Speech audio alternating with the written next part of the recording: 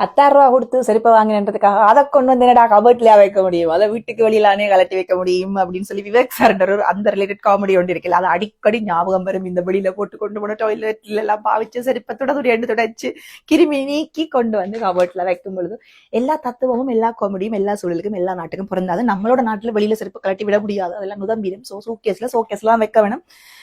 செருப்பை பற்றினதில்லை கான்செப்ட் என்னன்னா, நான் எழும்பி அப்படியே பல்லத்தி காஃபி குடிச்சிட்டு பிள்ளைகளுக்கு சாப்பாடு கொடுத்துட்டு இன்றைக்கு தான் வந்ததுக்கு ஆஃப், ஹாலிடேல வந்ததுக்கு இன்றைக்கு தான் ஒரு கொஞ்சம் நேரம் ஆஃப். அப்ப வீடு கிளீன் பண்ணி கொண்டிருக்கேன். அப்படியே ஒரு பதிவு, எனக்கு என்னை சுத்தி ஒரு மரணம், ஒரு சூசைட் மரணம், நிறைய வலியா இருந்தது, கஷ்டமா இருந்தது, தாங்க முடியாம இருந்தது அந்த வலி. அதுல இருந்து மீள்றதுக்கு இடையில எனக்கு திருப்பி லாஸ்ட் நைட் ஒரு கால் வந்தது.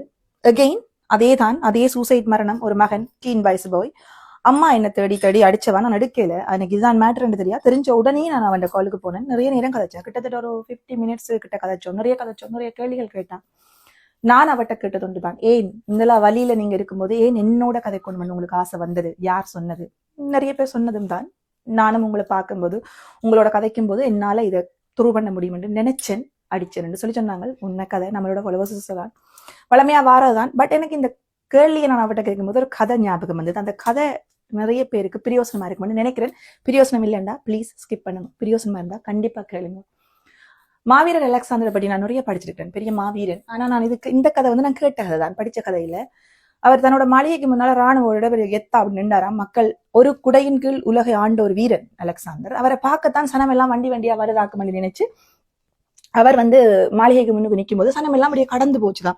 என்னடா சனம் எல்லாம் கடந்து போகுதே, என்னவா இருக்கும் என்று தளபதியை கூப்பிட்டு கேட்டாராம். என்னத்தானே பார்க்க வரணும், நான் தானே உலகம் என்ற பெரும்பீரன், நல்லா படிச்சவரும் கூட, நல்ல படிப்பறிவான ஆளும் கூட அலெக்சாந்தர். என்ன அப்படின்னு கேட்க தளபதி சொன்னாராம், இல்ல ஒரு கூரை வீட்டுக்குள்ள ஒரு ஞானி மித்த படிச்சவர் ஒரு சூரிய ஒளியில இருந்து புத்தகம் படிச்சு கொண்டு வர, அவரை பார்க்கத்தான் போகுது. கூரை வீட்டுக்கு முன்னுக்கு ஒரு ஞானி மித்த படிச்சவன், என்னோட படிச்சவனா? மேட்டர் வந்து 2 பேருமே படிச்சவன், அலெக்சாந்தரும் படிச்சவர், ஞானியும் படிச்சவர். என்ன, அவர் மாளிகையில நிற்கிறார், இவர் கூரையில நிற்கிறார். அவர் இவன் பெரும் அரசன், அதாவது வீரன். அப்ப தளபதி சொன்னாராம் கூட்டிட்டு வாங்க. அப்ப தளபதி போனாராம், வா உன்னை அந்த ஞானிகிட்ட போய் வா, உன்னை மன்னர் பார்க்க விரும்புறாரு, அலெக்சாந்தர் உன்னை பார்க்க விரும்புறாரு. அவர் பார்க்க விரும்பினா அவர் எல்லாம் இங்க வரணும், அவர் நம்ம மாதிரி ஒரு கேரக்டர் ஞானி, ஏன் நான் அங்க வரணும்னு கேட்டாராம். அப்ப உடனே அலெக்சாந்தர் இன்னும் ஆர்வம் கூடி போய் கேட்டாராம், டேய் உலக வென்றவன் நான், உலக வென்று ஒரு பெரிய வீரன் நான், என்ன பார்க்காம சனம் எல்லாம் கூரை வீட்டுக்கு முன்னுக்கு இருக்கிற உன்னை பார்க்க வந்திருக்குதே என்று. அதான் கதை என்ற மாரல். அவர் சொன்னாராம், நீ உன் வாளின் கூர்மையால் உலக வென்ற நீ, நான் என் நூலின் கூர்மையால் என்னையே வென்ற நான். மண்ணை வென்ற உன்னை விட என்னை வென்ற என்னை பார்க்கத்தான் மக்கள் விரும்புகிறார்கள்.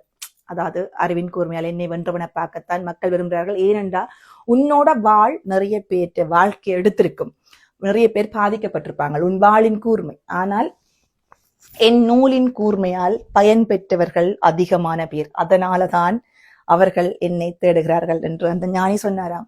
சோ எல்லாரும் படிச்சிருக்கிறோம், எல்லாரும் ஒர்க் பண்றோம், எல்லார்ட்டையும் ஐடி இருக்கு, எல்லார்ட்டையும் பிளாட்ஃபார்ம் இருக்கு, எல்லார்ட்டையும் ஃபாலோவர்ஸ் இருக்கு.